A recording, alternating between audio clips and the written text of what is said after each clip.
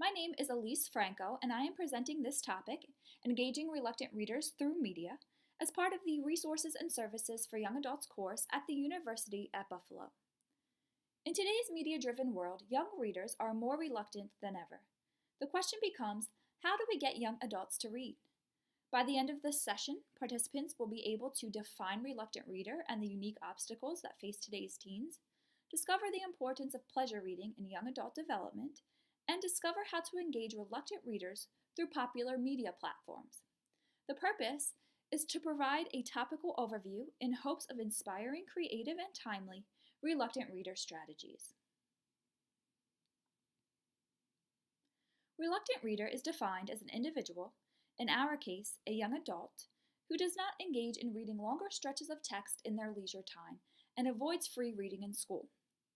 There are 4 types of reluctant readers: teens who are intelligent but don't read well, teens who have no interest in reading and are falling behind as a result, teens who are dealing with specific learning problems, and teens that read well but choose not to.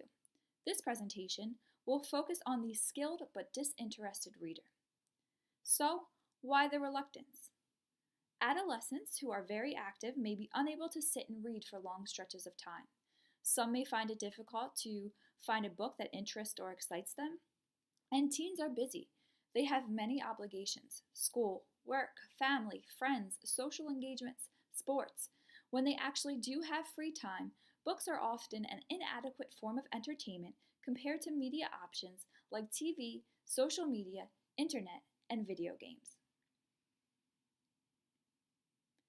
A recent study reported that American teenagers use media for an average of 6 to 9 hours per day. Even though this does include time used while multitasking, it still takes up a large portion of their time. Most of those hours are spent watching TV, listening to music, playing video games, and using social media. How often are they reading? Only 28% of adolescents ages 12 to 14 and 24% ages 15 to 17 report reading for fun 5 to 7 days a week. Why does this matter? Reading for pleasure has been linked to greater intellectual progress in both spelling and math in young adults. It encourages understanding and absorption of new vocabulary and new ideas, which enables young adults to better understand and absorb information across their school curriculum. Research compiled by the Department for Education shows that pleasure reading also creates a better understanding of other cultures, community participation, and a greater insight into human nature. This is why it's so important to reach the reluctant reader. Incorporating popular media activities can be an effective way of connecting with the reluctant reader where they feel the most comfortable. Playing to their interests increases the likelihood that reluctant readers will take notice and engage. For music lovers, interchange popular song lyrics with library terms for unique displays. Explore the connection between music and poetry. Suggest books with a musical connection, and choose audiobooks for the reluctant reader who prefers to listen rather than read. For the TV enthusiast, pair popular adaptations with their respective books. Be creative with displays, repurpose branding like as seen on TV, and select titles written by, being read by, or narrated by favorite celebrities. For the reluctant gamer, try recommending fantasy. Suggest books that are based on video games and incorporate phrases like, "If you like the video game, you'll love the book," into displays. Random House provides this tip for reluctant readers advisory. Try alternate formats like audiobooks, graphic novels, poetry, short stories, nonfiction, and series to hook the reader. Social media can be a useful tool for engaging reluctant readers, especially if they don't frequent the library.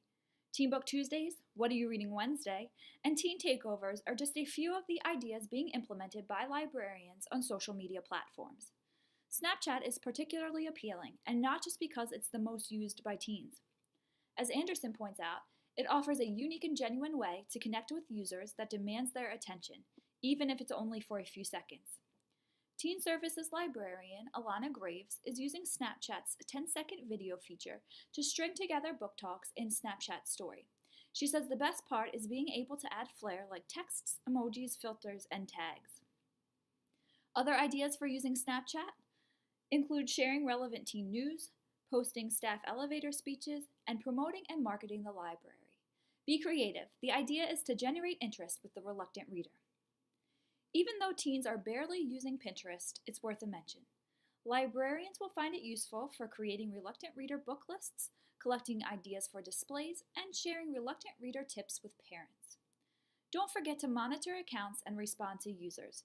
Young says it's a great way to strengthen connections. The most important thing is to get to know your young adult patrons. Use this as a guide to provide services that are tailored to your specific reluctant reader needs. This concludes the session. References can be found on the next slide.